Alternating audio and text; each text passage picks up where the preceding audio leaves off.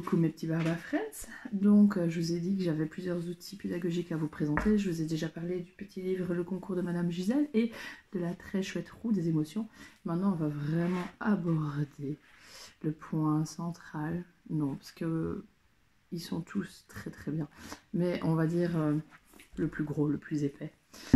C'est ce bouquin qui s'appelle « Et s'il était possible d'être un parent équilibré ?» Oui, oui, c'est tout à fait possible, pas de panique. Alors, ce livre-là est édité aux éditions Racine. Il est écrit donc par Anne-Sophie Thierry. Je vous ai déjà parlé d'Anne-Sophie, formatrice et thérapeute de formation, qui travaille donc pour l'Autrement dit.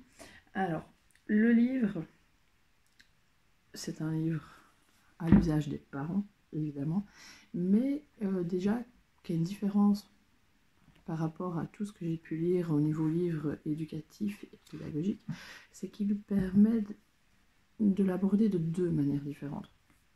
Soit vous êtes dans l'urgence et vous choisissez hop, le chapitre qu'il vous faut en fonction de vos besoins, ou soit comme moi, vous n'êtes pas dans l'urgence, mais vous prenez le temps de le lire, un chapitre à la fois, mais il y a un petit plus. C'est qu'il travaille sous forme de coaching, et d'ailleurs, dans la table des matières, je vais vous montrer... J'espère que vous voyez bien. Ouais. Hop, hop, hop. Voilà.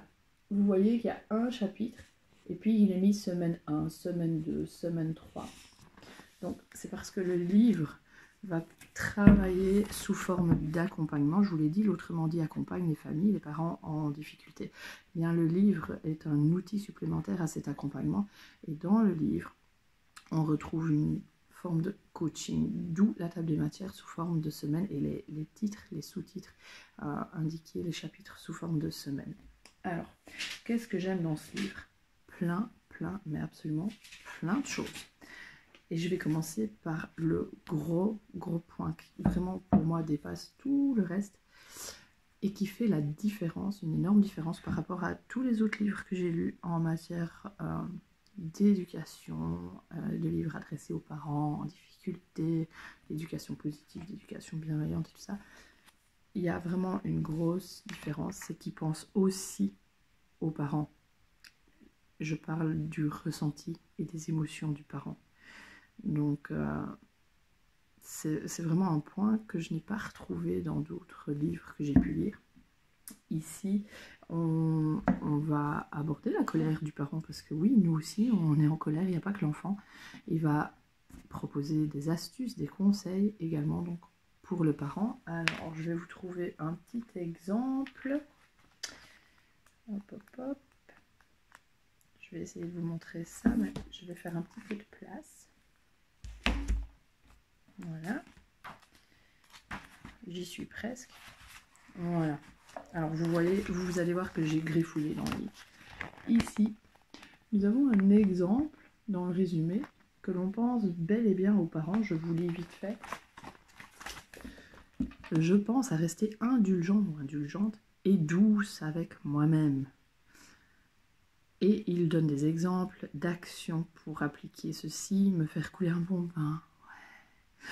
Marcher pendant 10 minutes seul dehors, boire un bon café, prendre soin de mon sommeil, etc. etc. Donc voilà. On pense à nous. Oui, il n'y a pas que l'enfant qui compte. Et ça, pour moi, vraiment, rien que ça, j'adopte le livre, quoi. Alors, d'autres choses qui sont peut-être moins importantes, mais moi, voilà, ce qui font que j'ai aimé, c'est qu'il y a plein de citations inspirantes, motivantes, ou de petits rappels également, en bas de page. Alors, j'en ai entouré certaines. Je vais voir sur mon copion les numéros de page pour aller plus vite. Et donc, j'y suis presque. Voilà, c'est dans les marges en fait. Vous voyez, ici, on a des petites citations inspirantes. Alors, il n'y a pas à toutes les pages, hein, mais voilà, ici par exemple, l'autorité, c'est le lien qui autorise et non celui qui interdit. Citation de Daniel Marcelli. Voilà.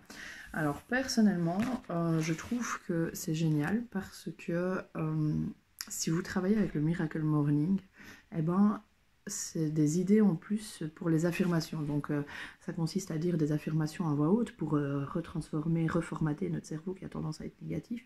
Hop, voilà. Ben voilà des exemples de petites phrases que vous pouvez faire dans votre rituel matinal au niveau de vos affirmations. Ou bien simplement en afficher à droite, à gauche. Vous savez, maintenant, on fait des beaux murs avec, hop, un petit sticker sur le mur. Bah, pourquoi pas, s'il y a une phrase coup de cœur, hop, la faire imprimer et ça fait de la déco. Et nous, on a un mur en travaux, un mur non fini à l'étage, que j'ai, après avoir lu le livre, décidé de transformer et sur lequel j'ai recopié certaines des citations qui sont là. Voilà, je vous montrerai ça sur le blog avec des petites photos. Alors, autre chose, c'est la mise en page. Ben, comme vous pouvez le voir, c'est écrit grand et c'est espacé, c'est large. Il y a des grandes marges, vous voyez, dans lesquelles on peut prendre des notes. C'est facile à lire, vraiment. Et il y a également des illustrations sous forme de dessin et qui sont parfois très percutantes, comme par exemple celle-ci. Alors, laissez-moi aller la chercher. Hein. Voilà. Vous voyez.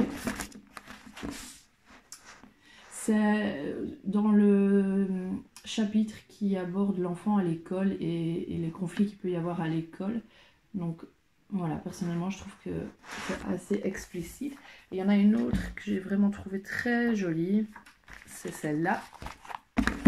Voilà. Vous voyez les deux enfants qui font de la balançoire avec des cœurs. C'est pour montrer, illustrer un problème qu'il y a souvent au sein des familles. À savoir, oh, tu l'aimes plus que lui, tu l'aimes plus que moi, oh, il a eu plus de bonbons que moi, tout ça, tout ça. Mais je trouve cette illustration vraiment géniale. Voilà. Donc, tout ça fait que moi, j'ai vraiment accroché au livre. Il est très pratique, très facile. On peut prendre des notes, comme je vous l'ai dit. Vous voyez, hop, moi, j'ajoute des notes, je souligne. C'est un livre pédagogique et j'étais prof, donc je ne peux pas m'empêcher de souligner, entourer, griffouiller, et j'ai la place pour le faire. Donc, good point. Alors, quoi d'autre? Les explications. Alors, je prends... J'ai mon copion, hein, vous m'excusez, mais c'est pour retrouver les pages facilement. Les explications sont concises et très claires. Et puis surtout, ce que j'aime, c'est qu'on nous bourre pas de discours scientifiques et pompeux. Le livre, je pense, ne nous prend pas pour des idiots et ne commence pas à nous dire telle étude. Enfin, si, il y a des références, mais elles sont toutes petites, je les ai même pas regardées. Voilà, mais on n'est pas assailli de références scientifiques. Et donc, je cherche la page et on va dire qu'on présuppose que celui qui va lire ce livre, bah, il est bien au courant qu'il y a des études qui vont dans le sens de la bienveillance. Voilà. Et il y a également des schémas. Voilà, c'est ça que je voulais vous montrer. Donc, les explications sont brèves quand il s'agit de donner des explications à certains comportements ou émotions. Et il y a des schémas qui viennent nous aider à appuyer tout ça. Et celui-ci, c'est un de mes schémas coup de cœur, c'est l'iceberg. Des comportements, des émotions qu'on va, nous, adultes, avoir peut-être difficile à gérer. Et la face cachée de l'iceberg, les besoins que l'enfant cherche à exprimer. Voilà. Un schéma vaut mieux que de longs discours. Alors, il faut savoir également, c'est un outil, je pense, qu'on voit que Anne-Sophie Thierry, elle est formatrice, parce qu'il a vraiment été conçu comme si c'était pour des profs, entre autres. Et donc, j'aime bien, il y a un résumé à la fin de chaque chapitre. Alors, on va prendre celui-ci, par exemple. Hop, voilà. À la fin de chaque chapitre, vous voyez, il y a un résumé. Et ça reprend également des mini-challenges, des mini-exercices que vous pourrez faire semaine après semaine, puisque je vous l'ai dit, c'est un livre qui travaille sous forme de coaching. Donc voilà, le résumé de la situation. Donc ici, ça résume, on va dire, les différentes façons de travailler qu'il vous propose. Et puis, poum, un exemple de situation concrète. Et alors ici, des mini-challenges. Donc, je le lis. Je m'écoute, quels sont mes besoins, prendre des notes dans notre petit carnet. Il y a un autre endroit où on voit mieux les exemples plus concrets de challenge, c'est ici. Alors, une piste pour cette semaine. Je prends note dans mon carnet de ce qui se passe pour moi, personnellement, quand mes enfants se disputent. Comment est-ce que je me sens? Vous voyez, ça rejoint ce que je vous disais. On pense à nous, adultes, et notre ressenti. Où cela se passe-t-il dans mon corps? Et je prends un instant pour exagérer, j'expire. Comment cela change ma perception? Je note mes petites victoires. Enfin voilà. Alors, autre chose qui est fort appréciée, ce sont les exemples concrets qui, en plus de ça, très souvent, sont des exemples qui correspondent à des jeunes enfants, mais aussi à des adolescents. Donc, tout le monde est servi. On n'a pas pensé juste aux jeunes enfants, vous savez, qui ont le cerveau totalement immature avant tel âge. Non, on pense aussi aux adolescents. Donc, tous les parents y trouveront leur compte. Exemple.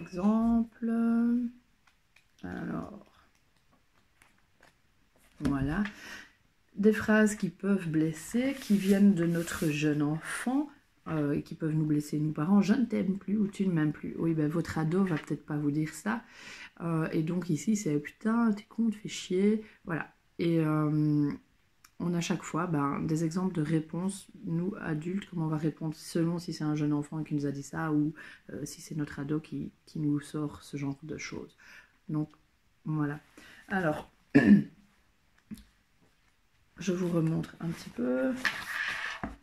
Donc, les illustrations qui sont très chouettes. La mise en page, des grandes marges. C'est écrit grand, espacé, c'est aéré, donc c'est facile à lire. Ah, on n'oublie pas les petites citations, les petits leitmotifs qui sont là en bas de page, qui sont très chouettes. Je reviens, vous avez, donc, comme je vous l'ai dit, des résumés en fin de chaque chapitre. Voilà. On a le schéma assez simple. On peut prendre des notes dans les marges quand on était prof, ça se fait. Donc voilà. J'ai juste un bémol, rien qu'un seul bémol, c'est la table de matière. C'est que, je vous montre une partie de la table de matière, c'est qu'elle reprend les titres, c'est logique, et les sous-titres, mais qui correspondent à des situations types, mais on ne voit pas le contenu. Voilà, donc vous voyez, j'ai griffouillé. C'est parce que j'ai besoin, moi, de pouvoir aller rechercher dans le livre. Tiens, c'est à quel chapitre qu'il y avait l'iceberg avec les émotions et les besoins? Si je me lis juste au nom, c'est le chapitre 1, la semaine 3. C'est toujours pareil avec toi, tu n'écoutes pas. Ok, comme ça, moi, ça ne va pas me parler. Je ne vais pas me dire, tiens, c'est là-dedans qu'on a parlé de l'iceberg. Donc, c'est mon petit bémol. Mais voilà, j'étais prof, donc je sais remédier à ce genre de choses. Et donc, j'ai mis des mots-clés dans la marge pour m'aider à retrouver. Mis à part ça,